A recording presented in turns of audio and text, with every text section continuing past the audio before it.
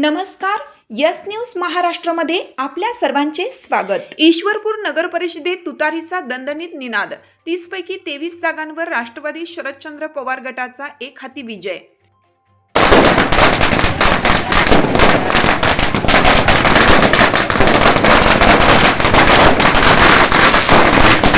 आमदार जयंत पाटील यांच्या नेतृत्वाखालील सत्ता कायम.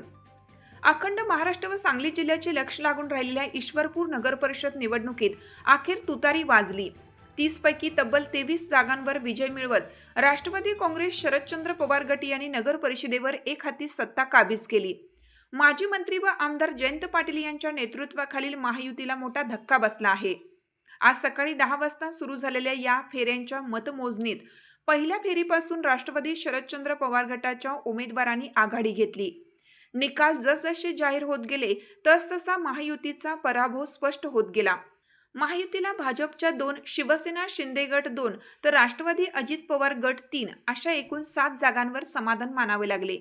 नगराध्यक्ष पदासाठी राष्ट्रवादी शरदचंद्र गटचे उमेदवार आनंदराव मलगुंडे दादा यांनी तुतारी या चिन्हावर दणदणीत विजय मिळवत सत्ता कायम राखली.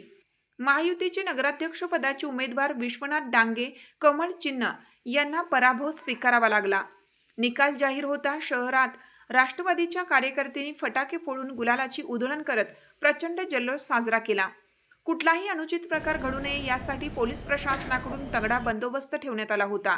महायुतीकडून प्रभाग क्रमांक 5 मधून युवा नेते सतीश जयवंत पाटील तर प्रभाग क्रमांक 13 मधून अनिता कपिल ओसवाल यांनी पहिल्या फेरीपासून आघाडी घेत दणदणीत विजय मिळवला. गांधी चौक येथे माजी नगरसेवक कपिल ओसवाल व माजी उपनगराध्यक्ष जयवंत आबा पाटील यांच्या समर्थकांनी जेसीपी मधून गुलालाची उधळण व फटाक्यांची आतिषबाजी करत विजयाचा जल्लोष साजरा केला. यस न्यूज महाराष्ट्रासाठी हरुण नालबंद.